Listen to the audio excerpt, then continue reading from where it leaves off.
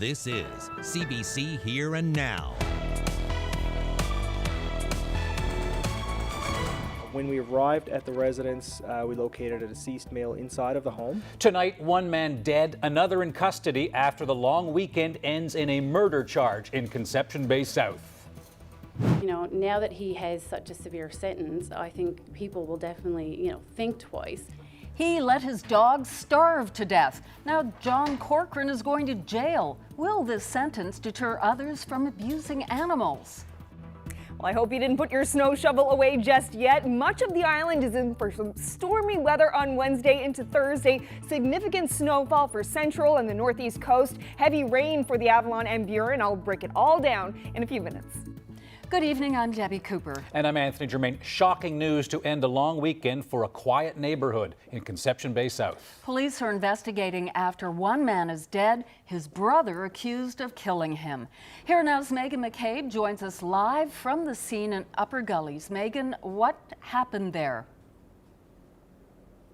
It's still happening. Police are actively investigating here at this home on Comerfords Road in Upper Gullies, and they say a man was killed here and allege that his brother did it. And neighbors say that it's a calm area. They're not used to seeing police cars around, and they didn't hear anything last night until the street was flooded with emergency vehicles. And just moments ago, a hearse pulled up to remove the body of 43-year-old George Butler, and there was a young mother walking her baby in a stroller with her dog, and a couple of kids watching the whole thing go down and the hearse pull away. Far different from the scene last night. Police were called to 13 Comerfords Road at about 8 o'clock last night, staying at the house through the day.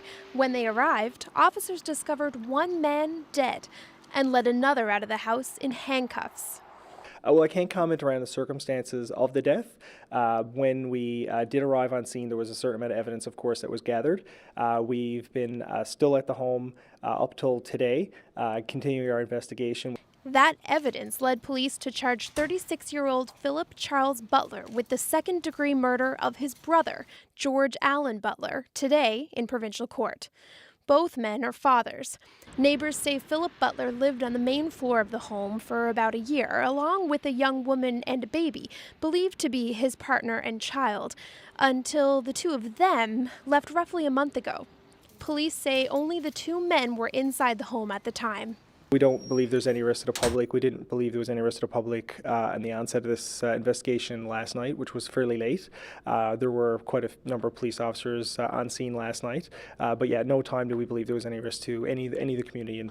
Butler has a 7-page criminal record, last convicted of uttering threats in the fall, put on probation for 13 months with a 5-year firearms ban. The RNC is waiting for an autopsy to confirm the cause of death. And again, George Butler's body just left in a hearse about half an hour ago. Philip Butler remains in custody and he'll be back in court early next month. Reporting live for Here and Now, I'm Megan McCabe in Upper Gullies. A St. John's man is behind bars tonight for attempting to kill a woman. 26-year-old Michael Hannaford appeared before the judge today. He was arrested Friday for pointing a rifle at a woman, assaulting her, and trying to kill her. Hannaford is also accused of damaging the property of a second woman, and he faces some charges related to the rifle. He has consented to stay behind bars for the time being. A man from St. John's has been sentenced to 8 months in prison for a horrific case of animal cruelty. John Corcoran let his dog starve to death. Here now's Glenn Payette reports, and a warning, there are some graphic pictures in this story. John Corcoran has been vilified on social media for what he did. Corcoran let his 2-year-old pit bull, Diamond, starve to death. The CBC decided this was the least disturbing picture we could show you. It would have taken weeks, if not months, for Diamond to die. Her body wasted away as it used up its fat, muscle, and marrow trying to survive. Judge James Walsh called it torture. In sentencing Corcoran today, Walsh said it would be difficult to conceive of a set of facts worse than this case. A vet who testified called it the worst case of animal abuse she had seen. Members of the animal rights group Rescue NL were in court for the sentencing. I thought the sentence was Well, of course, not long enough because, anyone that does that to an animal, but considering the past and the sentences here in Newfoundland, I think 8 months is very good. And Judge Walsh has prohibited Corcoran from having pets, cats, dogs, even birds for life. I think a ban is very important. A lot of people that get charged with animal cruelty never get banned for life, and really they should be. The Corcoran case has received a lot of publicity. Ballard hopes that will deter others. I think it will because, now that he has such a severe sentence, I think people will definitely, think twice. Sure, it's still going to happen. Will they hide it better? I don't know. But I do think that, it will definitely lessen some of what's going on out there. The 8-month sentence also includes time because Corcoran failed to show up for court earlier this month when he was supposed to be sentenced in this case. He'll be on probation for 18 months when he gets out. Glenn Payette, CBC News, St. John's. I've seen so many cases of animals not being treated properly where nothing happens. So from a sort of more historical perspective, it feels like a step in the right direction. This veterinarian hopes the judge's sentence today is a wake-up call to anyone abusing animals. We'll have my conversation with Maggie Brown-Burry in about 15 minutes. A tense situation at a high school in Stephenville this winter is spurring change, and it's going to mean greater powers for schools when it comes to refusing admission to problematic students. Here Now's Terry Roberts has been following that story today, and he joins us live now from our newsroom with more. Terry. Yes, Anthony. Right now, schools in this province have limited powers when it comes to banning students who are causing trouble or who might be alleged to have committed a crime away from the school setting. Well, that's about to change. Beginning September 1st, CEOs with the English and the French school districts will be able to refuse entry for students who might pose a threat to the safety and well-being of others. The details were released here today. The Education Minister explaining why. This was prompted by the fact that the existing Schools Act 1997 did not address any potential situations that could happen outside of the school environment. Hawkins would not refer to it specifically, but it's clear that this controversy at Stephenville High in February prompted government to act. A male student alleged to have sexually assaulted some female students. The school board, its hands tied. An uproar ensued. But soon, if the CEO can be convinced it would be unsafe for a student to return to the school, admittance can be denied. And alternative programming such as distance ed or even a transfer to another school must be authorized. The changes were welcomed by teachers and school district leaders.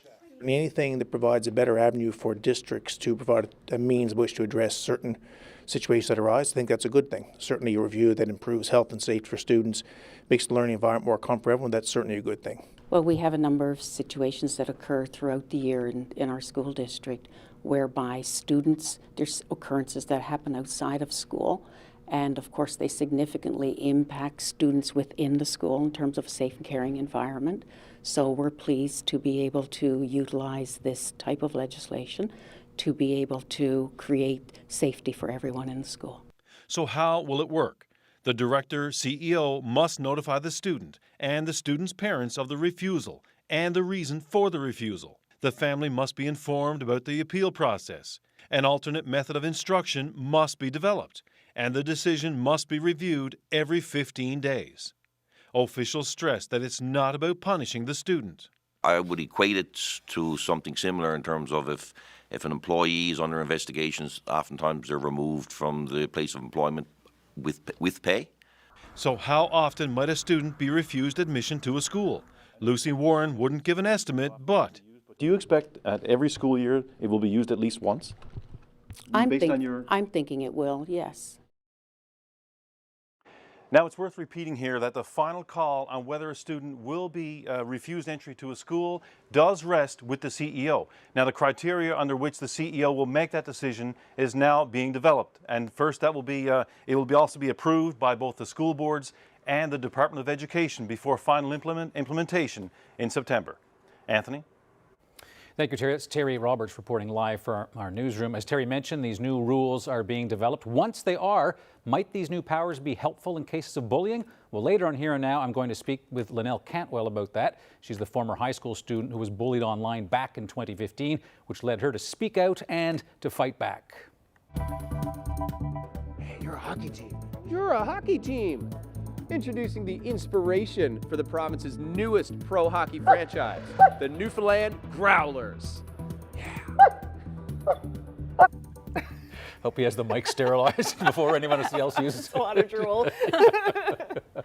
We're going to turn our attention to the weather with Carolyn, and Ryan is off for one more night. That's anyway, right. Yeah. But you've got great duties, and what a weekend you delivered for us. May 24th was gorgeous. Just fantastic, wasn't it? But there were also a lot of forest fires to contend with on the weekend. So just have a look at this. This may look like part of a forest fire prevention campaign, but it was actually a family camping on the Avalon. Yeah, that's right. Dwayne Legg and his family arrived at their camper in New Harbour for the long weekend to find a forest fire burning right nearby. According to the fire services, there have been 49 blazes so far this season, the vast majority on the east coast of the island. That's about twice as many as in a normal year. Wow, and about 100 hectares has burned so far, and Fire Deputy Officer Eric Young says all the blazes were caused by people. Not cool. What a Not shame. cool at all. Well, fire crews will be getting a hand from Mother Nature over the next couple of days, because we do have some messy weather on the way that should help with some forest fires for sure. This is what's on the way for tonight. We have a shot of flurries for the Northern Peninsula, Happy Valley, Goose Bay, and southeastern Labrador overnight tonight. And then we're looking at this band of showers across the province tomorrow. That will intensify as we get into tomorrow evening. You can see this mess here. We're going to have lots of snow for central and the northeastern areas, lots of rain for the rest of the island, especially here in St. John's. And you can see that will just continue right through until Thursday morning. This is what we have in place now. We have a special weather statement from Bay of Exploits down to Conagra, and the snowfall warning in place for Gander, Terra Nova, and Bonavista North. So 15 to 25 centimeters coming along with that system. And as with the rainfall, we're getting 40 millimeters of rain for the Burin Peninsula and for the Avalon Peninsula. I'll have all those details coming up. CBC NL will join Shalaway Youth Choir in celebrating 25 years with Our Culture Sings Gala on Friday, June 1st.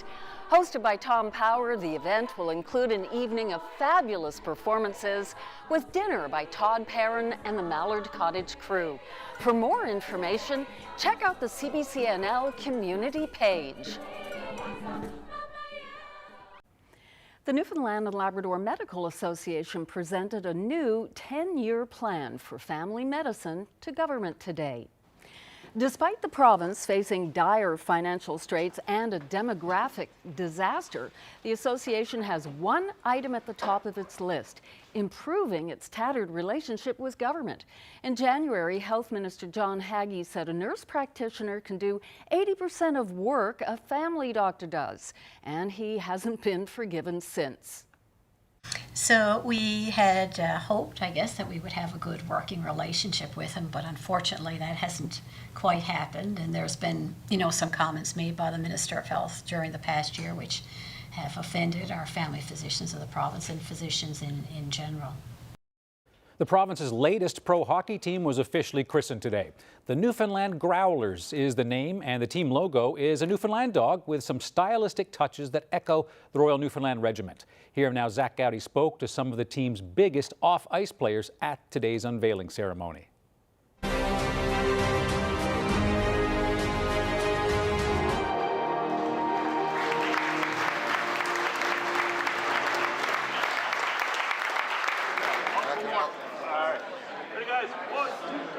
What was your contribution to the name and the logo? You know what? It started online on Twitter or something when Glenn shouted out for, and Paul shouted out for submissions. And I just suggested two things. I said that, we could call it, after the island. It doesn't have to be after the city. This could be branded as like the island of Newfoundland or whatever. And it also, I could, like I've said it so often, I can't believe we don't have a Newfoundland dog on a sports logo in Newfoundland. It's like, but we have our own dog. You know, what's cooler than that? You've seen pro hockey teams come, you've seen them go. What does this one have to do to be a success in this market? Well, I think as any market, any team in St. John's, I mean, you got to be competitive. So let's not kid ourselves about this market. You know, the Edge basketball team this year, you know, were successful because they were a competitive team.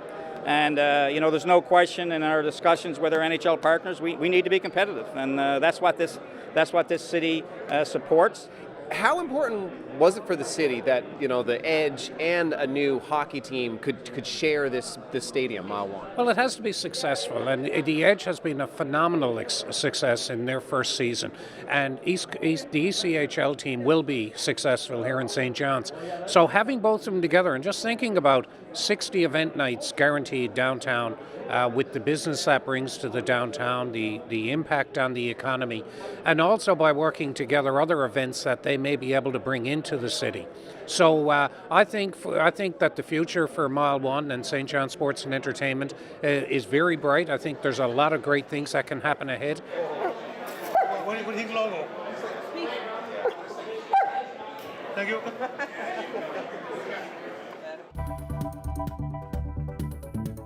Award-winning research that turned a potentially deadly flaw into a minor inconvenience. And then it became clear there were lots of cardiac diseases where people suddenly lost their lives. We're inundated with heart disease here. If that breaker trips, if the electrical system shuts down, the heart stops beating. I'll have more coming up on Here and Now. This big beauty is Princess Buttercup. She's loved and she's well taken care of. But as we know, not every dog is as lucky.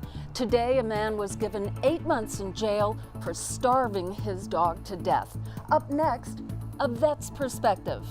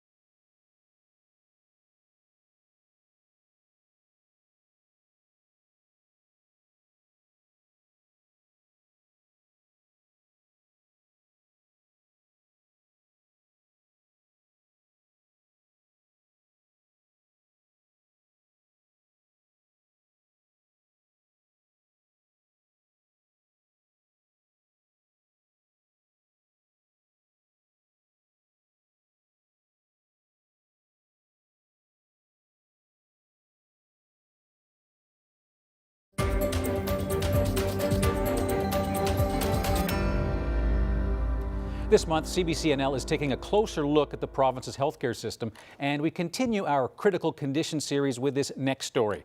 Their work has helped to stop a deadly disease that was once known as the Newfoundland curse, a condition that sparked fatal heart attacks through generations of families in our province. Research at MUN's Faculty of Medicine found a treatment for it, and now their success will be recognized with a major award. Here now's Mark Quinn has the story. Researchers here look deep into the past to help generations of Newfoundlanders in the future. And now their work is being awarded in Ottawa. Genetic research that some say may be the future of medicine. Researchers comb through family trees like these, meters long and spanning many generations, trying to pinpoint the cause of a deadly disease that often kills without warning. Sadly, for a lot of these conditions, the first symptom may be their last, which is death. So they feel they're doing fine and suddenly they drop and they don't recover. It's not a heart failure that's caused by a blockage. As cardiologist Sean Connors explains, it's an electrical failure. So think about the panel in your house. A breaker trips, the light shut off. If that breaker trips, if the electrical system shuts down, the heart stops beating. And very quickly, within seconds, if your heart stops beating, you'll black out. And unless somebody comes to your aid, or they have a defibrillator, or they have a mechanism to start your heart beating again, you'll die, and your death will be sudden. After Hodgkinson recruited geneticist Terry Lynn Young, her lab turned its attention to searching for a genetic mutation linked to this disease. And they found it. It was elation, both for me and my students and the clinical team. Joy because they now knew they could extend lives for decades with a small implanted defibrillator that restarts a heart when it stops. It can restart it within a matter of seconds. And time again, we'd hear the stories that, Dad fainted on the couch, he woke up 10 seconds later and he was fine. And they'll come and see us, and 2 weeks later I can look at that event because it records everything. They died for all intents and purposes, and within 10 seconds they're back, and for them it was just a minor inconvenience. Medical ethicist Daryl Pullman is also being recognized for his role in this groundbreaking research. The group is traveling to Ottawa to accept the Governor General's Innovation Award tomorrow. Mark Quinn, CBC News, St. John's. It's the worst case of animal cruelty the province's chief veterinarian has ever seen. As you heard earlier, John Corcoran was given an 8-month jail sentence today for starving his pit bull to death. Corcoran already had a previous conviction for animal abuse, and the judge said what he did amounted to torture. What does this conviction say about this province's animal protection laws and changing behaviors toward animal abuse? Maggie, first of all, what do you think of an 8-month jail sentence for this man starving his dog to death? If you look at it as an isolated incident, it doesn't seem like a lot of time for having starved a living creature to death, but I've seen so many cases of animals not being treated properly where nothing happens. So from a sort of more historical perspective, it feels like a step in the right direction because he has been convicted and he will be serving time. The provincial chief veterinarian said she had never seen such an horrific case. She even cried on the stand. So I guess some people would not agree that this was stiff enough. No, and I mean, for me, from more emotional level, I don't think that it's stiff enough. For me to have let a dog starve to death is right the same as letting a child starve to death, and I think that the punishment should be equivalent as well. But historically, again, we haven't always treated animal cruelty with that level of gravity. So to give him a jail sentence at all is better than no jail sentence. Yeah, and hopefully it's a deterrent. Yes. In your practice as a vet and with all the other vets colleagues of yours, how often, how typical is it for you to see dogs or other pets abused? We don't see it very often because unfortunately a lot of the time someone who's going to abuse their pet is not going to seek veterinary care if that animal gets sick. We may sometimes see animals that we don't think are getting the best care, but our role is more to educate those people and try to improve the care that they are giving. There are circumstances where someone might remove a dog from someone they think is not giving them proper care and bring it to us for assessment. But we always have to try to withhold judgment because we don't know the whole story and just kind of deal with what's in front of us. Unfortunately, dogs left to that level of neglect, very rarely does anyone step in. What's your sense of the role that education has been playing in social media? Is it making a difference? I think that to a certain extent it is. We have actually quite good animal protection laws in Newfoundland compared to even other provinces in Canada. And some people just don't know. They don't know what the laws are. They see something happening and they think, that's a sin, that shouldn't be happening, but nobody's going to do anything about it. But with social media and news stories, people start to find out that actually it is against the law in Newfoundland. You can call someone and something could be done. And I feel like cases like this, or when the dock-tail regulation gets implemented and followed through with, it gives people more faith in the justice system to help those animals. Okay. Dr. Maggie Brownbury, thank you very much.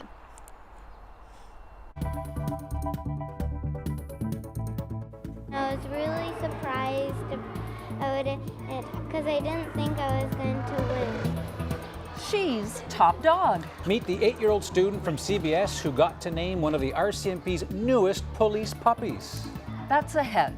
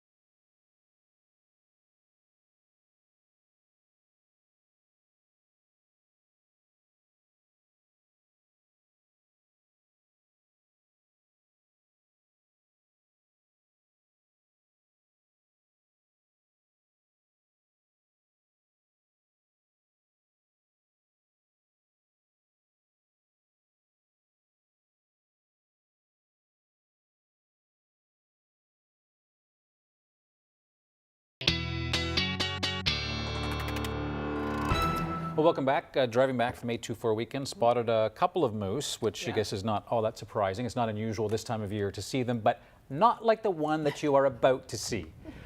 Paul Sender spotted this hungry beast just outside his RV near Stephenville. Look at the size. And the color. Yeah, incredible. Certainly looks like an albino moose. It's actually a piebald. That means it has a pattern, in this case those black spots, on an unpigmented or white background.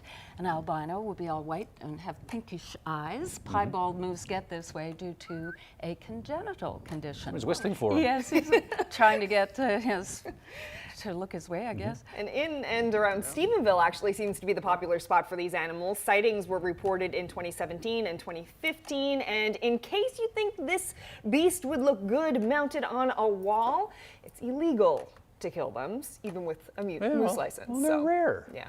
Right? You don't see them that often. Yeah. You should head to Central for some nice camouflage over the next Beautiful couple of segue. days. Yes. Let's get right to it, shall we? This is our weather on the way headlines. Yes, we have a big snowstorm coming for areas in Central on Wednesday night into Thursday. And with that system, lots of heavy rain for the east and southern parts of the island. And those cold temperatures are just going to continue. So first, we're going to start with tonight. We have some flurries that are headed towards the northern peninsula and for parts of southeastern Labrador, Happy Valley, Goose Bay, and then those showers as well for parts of Corner Brook and up through Twillingate overnight tonight. So we're looking at mostly cloudy skies here in the east, but lots of showers for the rest of the island and a chance of flurries for most of Labrador. Now looking into tomorrow, this is when the system is going to start to ramp up. We have the showers, this band of showers going right across the island. Pretty quiet in Labrador tomorrow, but you can see how it just intensifies as the day goes on. This is Wednesday at 4 o'clock. You can see those the snow just starting to form there as well. It starts to intensify as we get into the evening. So yes, lots of showers for tomorrow. Temperature's not too bad, 11 degrees as the high in the east, and chance of flurries and some showers on the northern peninsula. Chance of flurries as well for most of Labrador, but overall it's going to be a pretty clear day in Labrador. But it's really Wednesday night into Thursday when we're going to see most of this weather. So we do have the snowfall warning in effect for Gander, Bonavista North, and Terra Nova. Could see 15 to 25 centimeters by the time this system is all said and done. And in terms of the rain, the heaviest rain will be seen on the Avalon Peninsula and the Burin Peninsula. We're looking at about 40 millimeters of rain from this system, so it's going to be very, very messy. So as we continue on Wednesday night, you could see how this rain intensifies on the Avalon Peninsula, and this band of snow just persists. It's a very slow-moving system, so that's why it's going to be dumping lots and lots of snow and lots of rain as things start to clear off on Thursday and the cleanup begins. I'll have a look at your long range a bit later. Well, a student at Tops Elementary in CBS got a big honor today for picking the perfect name. 8-year-old Rihanna Etheridge won the RCMP's National Name the Puppy contest. And that means Rayanne got to name one of this year's police puppies. Her school held a surprise ceremony today to celebrate. This is a real picture of Lexi. We want you to have that. You're welcome. And we also have really nice certificate with your name on it, saying that you won the prize for naming the puppies. I'm really proud, and I think that it's really cool that I won. I chose Lexi, and I chose it because it had to start with an L, and my best friend's name is Alexis, and I call her Lexi. I know that she's going to be trained in Edmonton, in Alberta, and that's pretty much it. My dogs were always my favorite animal. I love dogs. Now, Ray, as one of our colleagues, Rod Etheridge, refers to his daughter. Rod worked on Here Now for a while, still here with the CBC. So congratulations, proud pop. Oh, very, very proud parents, and good on Ray. Yeah, big national competition. Way to go.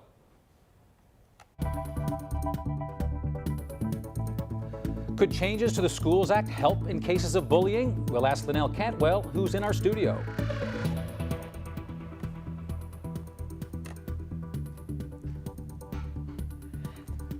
She was the target of online bullying in her Torbay High School and spoke out about it. That's next on Here and Now.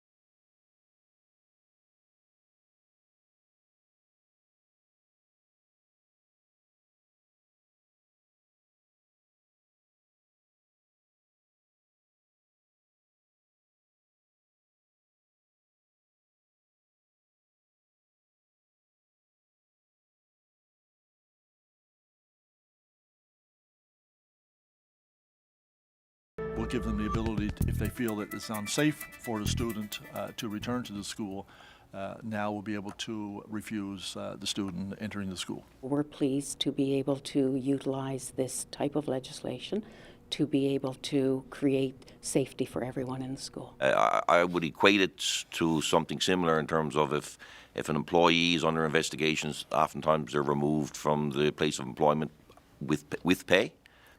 The school board gets broader powers under the School Act to kick out students who cause trouble, even if it happens off of school property. It's aimed at students who pose threats to other students. The proposed change was sparked after a student accused of sexually assaulting others in Stephenville remained in that school with the alleged victims. Our next guest knows firsthand what it's like to fall victim to bad behavior off of school property. You may recall stories that we did about Linnell Cantwell at the end of 2015. She and other girls at Holy Trinity High School in Torbay were targeted in a so-called ugliest girls poll. Linnell faced the bullying by taking the high road, telling her bullies she felt sorry for them, which is not an easy thing to do, and Linnell joins us now live. Good to see you again. Nice to see you too, Anthony. So the department says it wants to make it possible for the school district to take action to students when bad things happen off of property, as I mentioned in the intro. What's your sense of the significance of that? I think it's a gigantic significance. I think it's awesome to a degree though, because I feel like it gives them more power to do what they need to do outside of school, right. Especially in today's generation with the technology and the advancements. Like, it should be moving forward. They should be able to punish people outside of school, but they also need to investigate matters more before. There's two sides to every story. Mm-hmm. I wouldn't want somebody to get punished for something that they didn't do, because online is a little bit of a wary place. So you're suggesting that the school district also needs to be aware of the possibility of frivolous accusations? Yes. I feel like investigation needs to happen before punishment, but if that does happen, then that's amazing. Right. Now, this action that was announced today, or intention to change the legislation, was because of what happened in Stephenville, where a person was accused of sexually assaulting some girls and ended up being allowed back into the school. Your sense of that kind of conduct, when someone is accused of something that serious and being allowed back in the school with their alleged victims? I think it's a no-no. Especially once again with today's generation and like the technology advancement, they should be able to handle that matter. The Me Too movement, all of that stuff, they should be able to take that into account and be able to do a proper investigation and punish whoever on what has been done. They should be able to offer guidance, and worst case scenario, someone get expelled, suspended, Or taking detention. which I think is the intent of this in Yeah. those drastic cases where, Drastic where it's cases. necessary. But let me ask you about your case, because in the Stephenville case, it appears we're talking about sexual assault. In your case, you were targeted by people from this hideous poll, this so-called ugliest girl poll. A lot of the online stuff happens off of school property, right? Do you think that this legislation or these rules should apply to people who go up and set up really nasty things online, just the same way it would apply to somebody accused of sexual assault? Absolutely. Absolutely. I feel like if schools have more access to do that and be able to give punishment as well as give guidance, that it wouldn't happen as much, because everybody, like back when you guys went to school, when the bell rang at 3 o'clock, bullying was done. Now your phone rings at 3:15, you know what I mean? So I feel like if the schools have more access to be able to punish outside of school property, outside of the school, on weekends, stuff like that, and be able to take into that account, then it would be stopped, really. As you know from your previous experience, some people would say, you know, sexual assault, very, very serious. Online, maybe not that serious. Yes. What would you say to them? Sexual assault is definitely a very, very serious issue. But as well, I feel like cyberbullying is also a serious issue. It's definitely light and dark. There's definitely drastic differences, but there's definitely dangers to cyberbullying, suicide, etc., making people depressed. So serious issues in both. But I guess if this regulation existed when you were cyberbullied with that poll, maybe your school might have been able to take action against whoever set that poll up. 100%.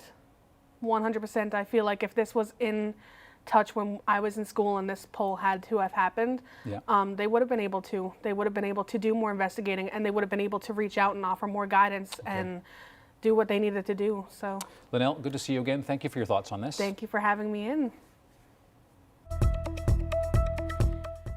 Well, if you want to share our interview with Linnell Cantwell with friends and family, you can get it from YouTube. We're live and on demand on YouTube each weeknight.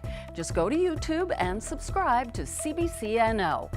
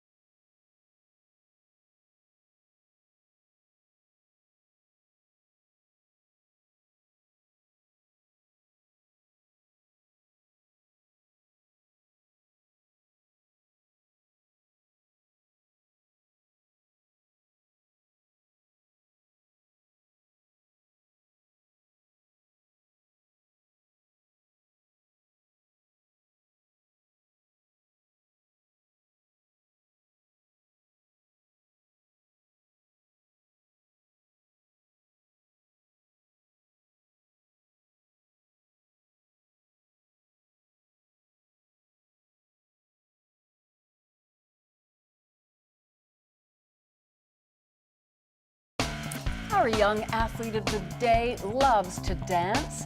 Collie Fizzard is 4 years old, attends Leslie Oaks School of Dance in Grand Falls, Windsor. And that is a great, almost tie-dyed tutu. When she's not in the dance studio, she makes up her own dance moves at home. A great costume. Congratulations. You are today's young athlete of the day.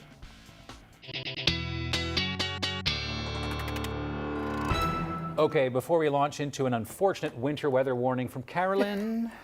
Sorry. Yeah. Many took advantage of the May 24th weekend by getting outside, enjoying a game of golf.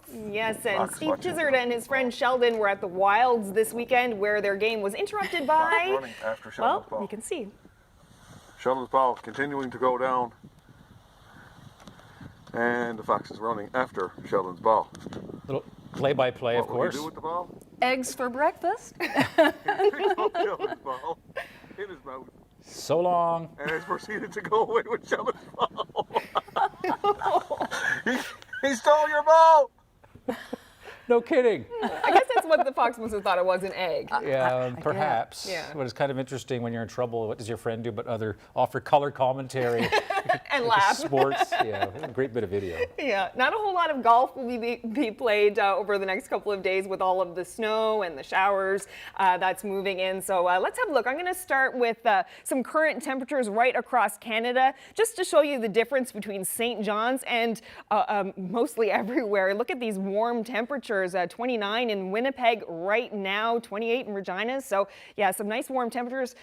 A balmy 4 degrees in St. John's at the moment, and it's going to stay cool. You can see the system that is moving up towards the province. It should be hitting the northern peninsula in just a little bit. You can see here we'll be seeing some flurries for the northern peninsula. Not a whole lot, about 2 centimeters expected, and some flurry action as well for Happy Valley, Goose Bay, and down through southeastern Labrador. And then we have those showers kick in across the province there, and it's just going to stay wet for the next while.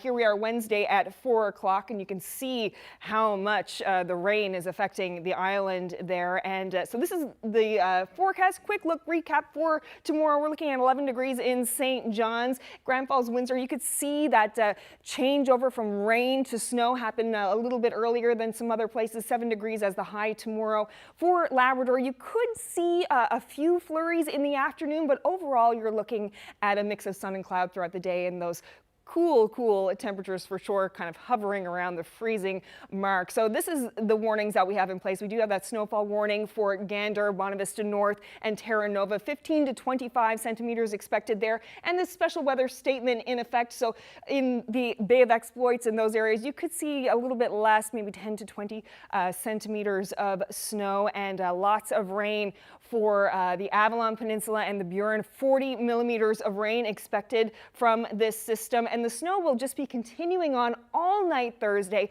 into Thursday morning. So if you're heading out on the morning commute on Thursday, it is going to be messy for sure. And pretty high winds. You can see here in the east, 75 in Bonavista for Thursday night. Things do start to clear off on Thursday, though, but we are looking at a very windy day. Chance of some early morning rain and flurries in the east. Chance of flurries earlier in the day for central, and things start to clear off nicely in the west coast. 7 degrees there. And for Labrador, mostly cloudy in the east on Thursday afternoon with a chance of flurries there in the west. So as we move into the weekend, Friday is not looking too bad, but Friday evening, you can see we have another system that's going to be coming up through. So chance of showers in the evening, and see those temperatures are still staying pretty cool. We're not even in the double digits, so quite a change from what we saw on the weekend, and as well in Labrador. Flurries or showers for western Labrador on Friday afternoon. And as we have a look into the weekend already, you can see the system Saturday afternoon not looking so great so far. For Labrador, not bad. Looking at some clear skies for the Sunday overnight hours. Looking right now that Sunday is going to be the better day on the weekend here Sunday evening, and you can see how clear clear it is over the island and in Labrador as well. And it'll stay that way right into Monday afternoon. And we're looking at a little tiny bit of a warm up. You can see we're back to the double digits here as we begin the work week next week. So this is looking pretty good. We just have to get through some of the messier weather on the weekend to get to that. And as well for Labrador, looking at some of those nice double digits with a chance of showers moving in on Tuesday. In national and international news now, a rare moment of U.S. political cooperation just over a month ago resulted in the passage of a bill aimed at shutting down internet sex trafficking. The goal was to protect those most exploited in the business. But some sex workers say the initiative puts them in even greater danger by forcing them to take to the streets. Kim Brunhuber reports. It was, she says, as though she'd arrived at work one day to find her office had burned down. Laura Lamoon is a sex worker. When she started as an 18-year-old, she found clients by walking the streets at night. If somebody throws you in a room with a bunch of guys and you end up, getting gang raped, you have the feeling that death is imminent. Then, over the last decade, the industry moved from the street to the smartphone, until a new bill changed everything. In April, President Trump signed 2 bills with the aim of targeting sex trafficking online. The laws made websites criminally liable for the sex work resulting from advertisements on their sites. Many sites like Backpage, the most popular escort advertising site, was shut down. Lamoon knows all too well what it means to be trafficked. Now, she says, many sex workers are being forced back onto the streets and back into the hands of pimps. I've actually gotten contacted by a pimp as well with promises of clients. According to Toronto sex worker Anna Sani, not all sites have shuttered. Some servers are owned and operated in countries outside of the U.S., like Canada. I am noticing that there are more clients coming from the U.S.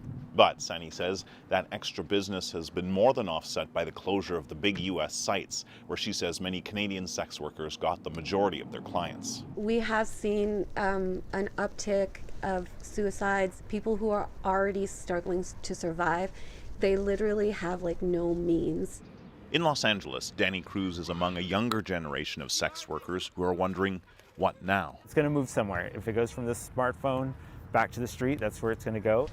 And he fears not all areas of the street are as well lit as others. Kim Brunhuber, CBC News, Los Angeles. The Liberal government is overhauling Canada's federal divorce laws. The goal is to put the best interests of children first. The primary consideration in determining the child's best interest would be the child's physical, emotional, and psychological safety, security, and well-being. The proposed amendments would ensure that the nature and strength of the child's relationship with each of their parents, their grandparents, and other important people in their lives is properly taken into account. Bill C-78 was tabled today in the House of Commons. The bill adopts neutral terminology, dropping terms like custody and access in favor of parenting orders and parenting time.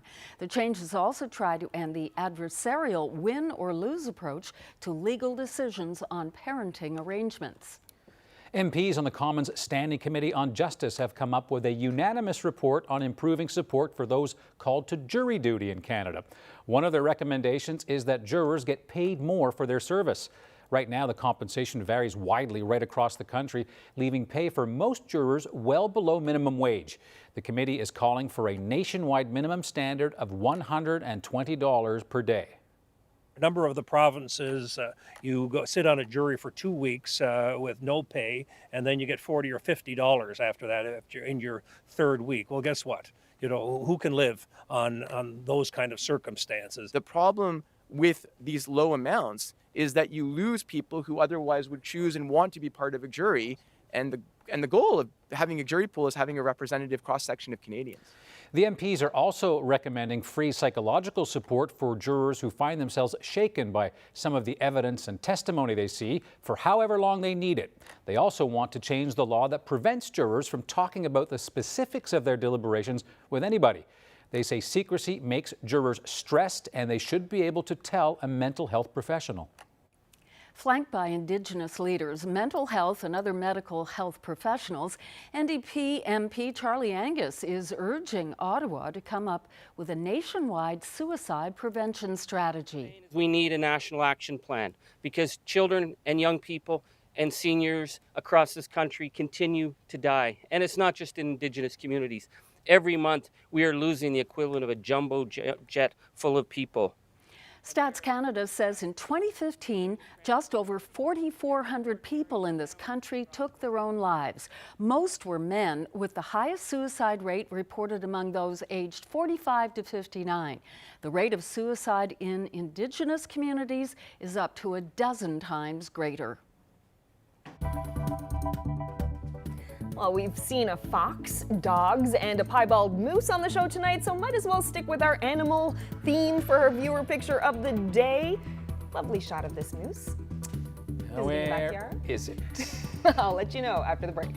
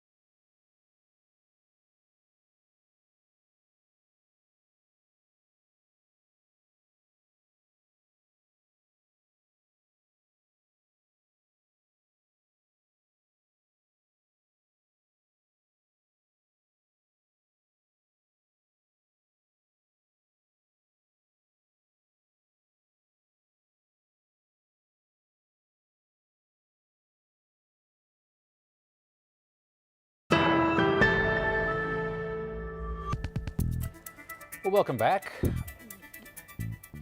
I'm sort of still thinking about the picture that Carolyn showed us because we've seen all these kind of nice creatures, but now we've got to take a look at a different type of nature as we've been sort of looking at things around the world as we tend to do at this time of year. Yeah, there are new safety warnings issued as a river of lava from the Kilauea volcano pours into the ocean.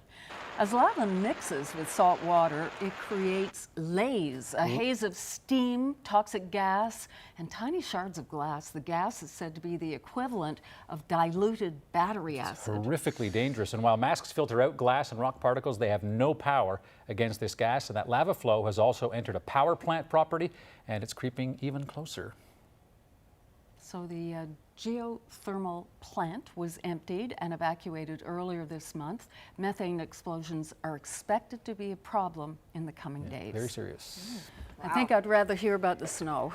Yeah, we really do have it lucky Yeah, here. we must appreciate what we have for sure. So before we go, another look at our viewer picture of the day, another animal for our show this evening. Any guesses where this could be? I was saying, that could be in the city. I mean, that could be anywhere. Good. Yeah. Oh, yeah. good. Okay. I was thinking. Topsail. Oh. Let's see. Paradise. Oh, I was so close. Yes. It's a lovely shot from the weekend, all the wonderful weather we had. Thank you, Debbie Mead Sharp, for posting that. The two guys in the boat saying, we brought our rods, should have brought the guns. Oh. Well, they might be thinking that. I know it's not moose season, but... She was saying that was a backyard shot? Yes. I like her backyard. Beautiful. It is paradise, isn't it? Yeah. So Yeah. it just looks great. Of course, you're always looking for more pictures. Absolutely. So if you have any, just post them on Ryan's Facebook page, and we'll try to get them on. More pictures. More pictures. Please, keep them coming. We appreciate you spending part of your evening with us. That is our program, and we'll all be back here tomorrow. Hope you will be too. See you then. Good night.